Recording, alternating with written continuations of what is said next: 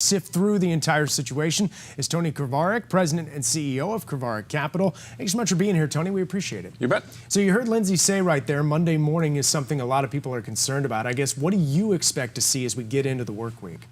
Well, what's important is for people to put this into context for themselves. So what you saw on Friday was when people don't know, they just throw the baby out with the bathwater. And over the weekend, kind of cooler heads have prevailed.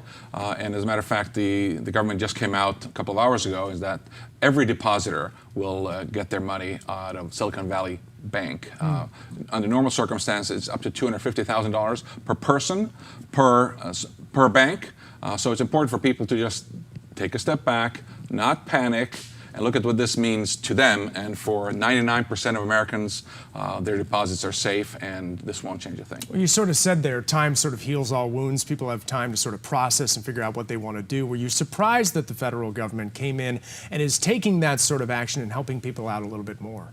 Well, again, most people are covered. Yeah. $250,000, husband and wife can have $500,000 per bank. And so this covers the vast majority of people. So what the government came out and they said that we'll cover people even over the $250,000 per person. And if people have brokerage accounts at home, they too are insured, but brokerage accounts usually spread them over multiple banks. So I know there's one brokerage firm, for instance, that uses 10 banks to spread their depositors around. So it's important for people to take a breather, step back, not to panic. And while banks are heavily regulated, when you put your money with a bank, it's really from the bank a promise to pay, and the government guarantees that you get at least $250,000 bank. And Silicon Valley Bank made some bad investment choices, and they were focused on a lot of woke things. They have all kinds of different special committees, but somehow their risk control committee was not fully populated, and they had their eye off the ball. So they were caught with a run on the bank. People wanted their deposits. They had to sell the poor investments they had made,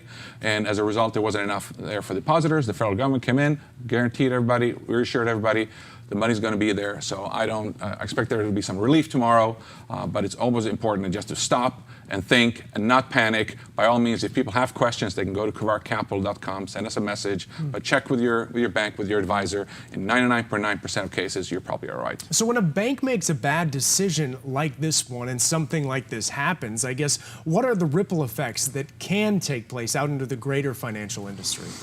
Well, the bank's stock will go down, and that's an investment. So it's important to distinguish that people invest in the stock of the bank or the bonds of the bank. Those are risk investments like any other investment that people can make. But deposits are different, and the federal government guarantees those so that the average person out there, and it's important to realize that Silicon Valley Bank catered to high net worth CEOs, Silicon Valley millionaires and billionaires, and they did some different investments. So I wouldn't say it's isolated. I would say it's a unique circumstance with Silicon Valley Bank. Of course, anytime anything like this happens, people tighten up, they take a look at what they're actually doing, and that's not a bad thing. That's a good thing, and it makes for a healthier system going forward. Well, let me ask you this. I mean, if somebody has their money in a bank, whatever it might be, Wells Fargo, Chase, whatever it is, I mean, is there ways to kind of know the decisions that are being made inside of that institution so you know that they're making the proper decisions, then that you aren't going to see an issue like this happen to you? Yeah.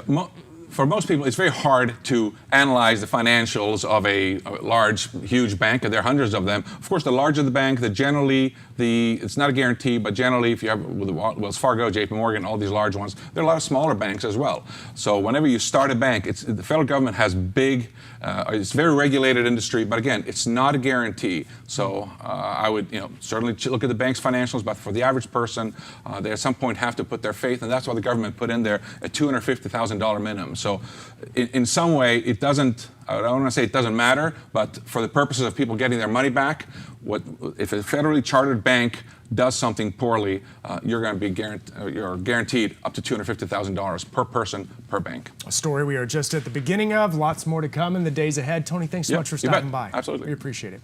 Lindsay?